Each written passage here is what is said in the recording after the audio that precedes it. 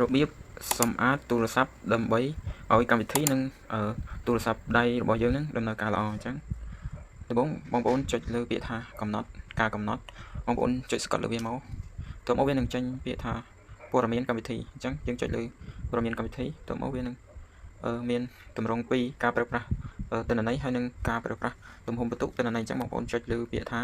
ការប្រើប្រាស់ទំហំបន្ទុកទិន្នន័យអញ្ចឹងបន្ទាប់មកបងប្អូនចុចពាក្យថាសម្អាតឃ្លាំងបំរុងខាងក្រោមអក្សរពណ៌ខៀវយើងចុចមក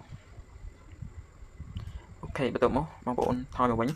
បន្ទាប់មកបងប្អូនចុចលើពាក្យថាការកំណត់ម្ដងទៀតអញ្ចឹងវានឹងចេញតម្រងបែបនេះបងប្អូនអូសទៅលើហើយបងប្អូនជ្រើសរើសយកពាក្យថាអំពីឧបករណ៍ចុចលើនឹងមកបន្ទាប់មក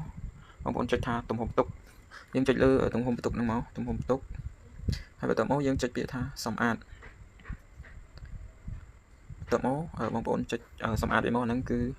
megabyte ដែលវាស៊ីនៅលើទូរស័ព្ទដៃរបស់យើងអញ្ចឹងបើសិនជាបងប្អូនអត់សម្អាតអានឹងទេគឺទូរស័ព្ទយើងអាចនឹងលក្ខណៈថាវាដើរពាំងអញ្ចឹងទូរស័ព្ទយើងគឺវាត្រូវការទំហំ memory ហើយនឹងទំហំគ្រឿងទូរស័ព្ទអញ្ចឹងតែបើទំហំវានៅទូចគឺទូរស័ព្ទយើងអ៊ីនធឺណិតអីអាចនឹងដើរ slow អញ្ចឹងតោះមកយើងចុចសម្អាតវាមកអូខេវាគ្រីឲ្យគឺមានខាងក្រោមនេះមានទំហំ megabyte gigabyte ដែលវាស៊ីនៅលើទូរស័ព្ទដៃអញ្ចឹងបងប្អូនឃើញខាងក្រោមនេះអាហ្នឹងគឺមានដូចជា megabyte ដែលវាស៊ីអានេះគឺជា megabyte gigabyte ហើយដែលវាស៊ីទំហំគ្រឿងទូរស័ព្ទរបស់យើងអញ្ចឹងវាធ្វើឲ្យទូរស័ព្ទយើងដើរ slow អញ្ចឹងបើសិនជាបងប្អូនចង់ឲ្យទូរស័ព្ទបងប្អូនដើរលឿនអញ្ចឹងបងប្អូនត្រូវសម្អាតកន្លែងហ្នឹងឧស្សាហ៍ចូលសម្អាតវាកន្លែងហ្នឹងអញ្ចឹងហើយបើសិនជាដូចជារូបភាពណាដែលយើងមិនគួរទុកអីអញ្ចឹងយើងគួរលុបចោលអញ្ចឹងយើងលុបចោលវាទៅអញ្ចឹងរូបភាពណាដែលវាអត់ប្រយោជន៍អញ្ចឹងយើងលុបវាចោលដូចជាកម្មវិធីដែលយើង download មកកម្មវិធីណាដែលវាអត់ប្រយោជន៍គឺយើងលុបវាចោលទៅអញ្ចឹងយើងទុកទៅវាស៊ី megabyte ទូរស័ព្ទយើងច្រើនអញ្ចឹងទូរស័ព្ទយើងអាចនឹងដើរយឺតអ៊ីនធឺណិតយើងក៏ដើរយឺតដែរអញ្ចឹង